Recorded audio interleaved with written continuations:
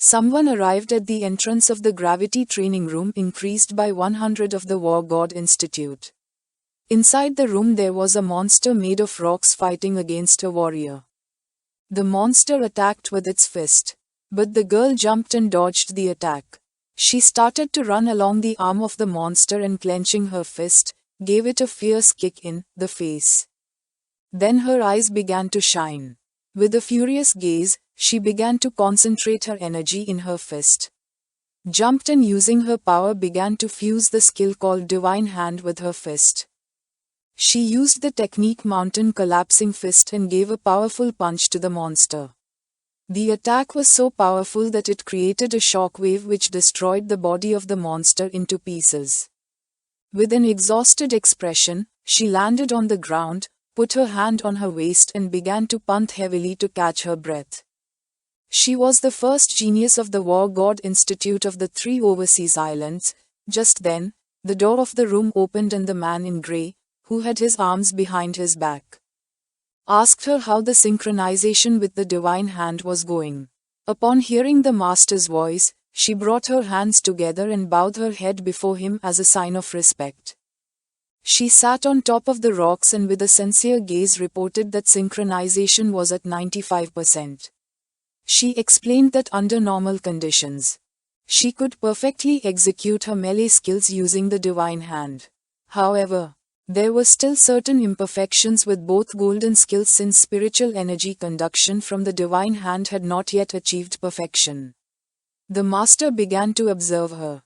He extended his hand and mentioned that 95% was already an extremely high compatibility rate. He made her understand that, after all, she was still a simple mortal body, and that controlling the arm of a god with a 6th transfer body was already extremely difficult. Therefore, pretending to master it perfectly was practically impossible. Then, he approached her and with a cheerful expression explained that, with her current strength, not even a 7th transfer cultivator would be a match for her. She, however, asked her master if the rumor she had heard about someone in the sanctuary was true, an individual with 6 transfers who could wield 3 divine pieces. The master confirmed this was true and added that most likely this wasn't even the limit of that. Yong Yi remained listening to her master in silence without interrupting. The master's eyes began to shine with seriousness as he started imagining a powerful warrior from behind, revealing that this individual was the first holy son of the sanctuary, and the proudest disciple of none other than the Flame Emperor himself. He explained that he also was considered the most fearsome genius of the 3 overseas islands called Yinwuxi. He began to imagine Yinwuxi locked in a magic seal. He knew that this time the Flame Emperor had sent him with a single purpose, to make the Darkseer team fall into terror and kneel. For this reason, the entire tournament process would be broadcast live, and he truly longed to witness the expression on the faces of the people of Darkseer when the moment arrived.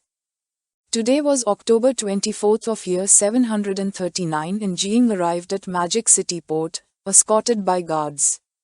With eyes shining with joy, Jiang began to walk. People were holding signs with Jiang's name on them. They were his fan group. According to them he was the strongest, and they were sure he was going to win since no one could compete with his 9 miasma wings. They hoped he would crush the 3 overseas islands. However, not everyone shared this optimism. Some fans mentioned that there was no need to say nonsense, pointing out that Jiang was only in the 3rd transformation, while the others were already in the 5th or 6th. For them, what mattered was that he held on. Others agreed, insisting that the fundamental thing was for Jiang to participate, and that they shouldn't put meaningless pressure on him. Upon hearing this, Jiang's eyes filled with confusion. On top of the city wall were Jiaxuan Yu's father and Jiu Caxan. The father mentioned that he had heard that before the era of profession transformations there existed a term called top influencer, or dominant figure. He admitted that before he hadn't understood it well, but now, upon seeing Jiang Chen, he finally understood. The fans began to hug Jiang, and our boy opened his mouth and started to feel overwhelmed. Jiu Caxan's attention focused on him, recognizing that despite having lived so many years, this was also the first time he witnessed such a scene. While Jiu Kaxun and Jia Lingqiu were standing aboard the ship, Kai and Qian helped Jiang get onto the ship. Our boy fell to the ground and couldn't help but feel relieved. She placed her hand on his back to try to calm him. For Jiang, this was even more exhausting than war. Jiu Kaxun began staring at him, accusing him of being a damn brat who took advantage of the situation only to then play innocent.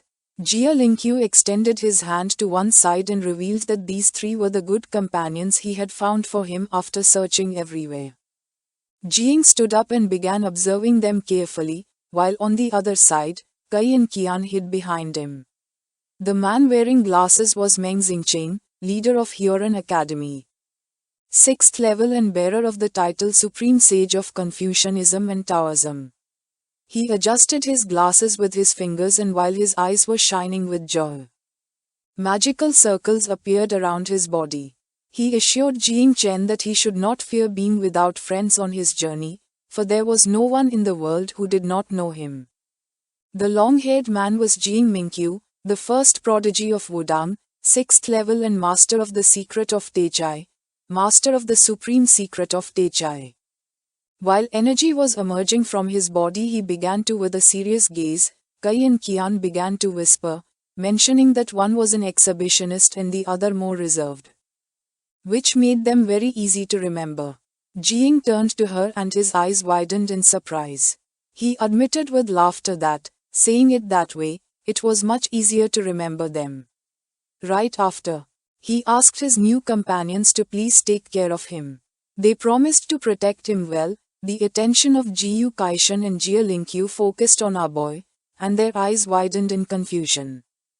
Jia Lingqiu sat on the couch, rested his head on the armrest, and with a calm gaze asked Jia Qishanu's father, Hongyin, to explain the rules of the competition. Hongyin turned toward him and nodded.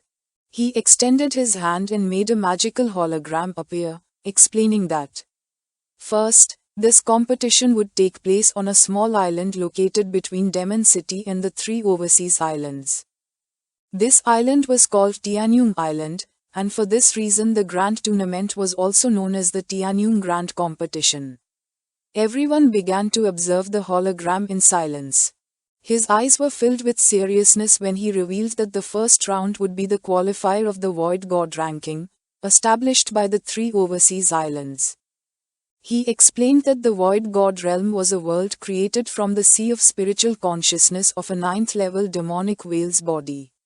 Within this realm, no external force beyond each one's own ability would be allowed, which meant there would be no equipment effects or any type of enhancement or buff. The so-called Void God ranking was an individual competition where 5 stages had to be passed and 6 generals defeated. The speed at which these stages were completed would determine the final position in the ranking.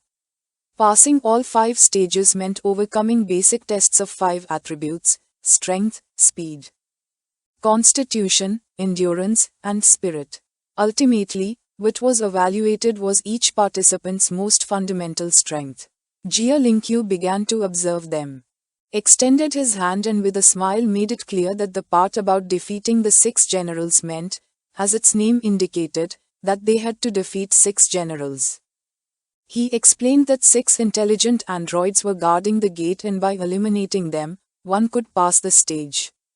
He added that in this first round, participants would complete the test individually, without interfering with each other. Out of a total of 100 participants, only the top 50 would advance to the next phase. They all sat on the ground in front of the hologram and their eyes began to shine with determination. According to Hongyin, those who qualified would move on to the second round, which would consist of a battle in a secret realm provided by their great Jia. He told them he would explain the details later but emphasized that the number of qualifiers in the first round directly affected advantages and disadvantages in the second one. So this was extremely important. With a calm gaze, He extended his hand toward the portal that was in the sky and mentioned that the entire process of this competition would be broadcast live through this curtain of water. Because of this, he instructed them that if they could win, to win, and if not, to lose with dignity. Finally, he addressed Wu Ji, reminding him that he was the captain of this great tournament and that the task was heavy. He admitted that, in theory, Jing Chen's level was not enough to participate in this great competition. However, since he was the Sea Protector King, his absence would be difficult to justify. Because of this, he instructed the others that they should help him a lot, treating him like a good luck mascot and protecting him well. Kai Anqian began to touch Jing's cheek with a smile. Our boy's eyes widened in surprise. Wu Ji stood up and with a gaze full of determination nodded his head. Jing's eyes widened in confusion, realizing that they were treating him like a pet. He momentarily wondered if he had no dignity. But upon understanding that everyone was doing it with good intentions, he decided to accept this treatment with a smile. While Kai Anqian was playing with Jing's cheek, Hong Yin explained that the first round didn't seem to be a big problem. Furthermore, he considered that in the second round, where one could fight freely, there wouldn't be major difficulties either. Ku Kekson approached Jing, began staring at him and mentioned that the first round of killing the 6 generals might be a bit difficult for him. After all, in the realm of empty gods there were very few elemental particles, so his thunder power could be severely reduced. Jing's attention was fixed on his master. With a confident expression, he asked him not to worry, explaining that in the first round his only goal was to advance, and nothing more. It was time to depart and the ship began to sail across the sea. Jing raised his head and his mind filled with surprise. For him this warship was imposing, even larger than the one they had won in that battle. With a confident look, Ku Kekson affirmed that, indeed, this ship was a level 3 divine weapon. The ship set course for Tianyong Island. Everyone began to talk among themselves, being sure that Daji was going to win. Several hours later, they arrived at Tianyong Island. The ground was beautiful and full of seats for the warriors. Kekson sat in the seat, and while Jing was getting ready to sit down, with a curious gaze he asked Hong Yin if this was a chessboard, commenting how impressive it seemed to him.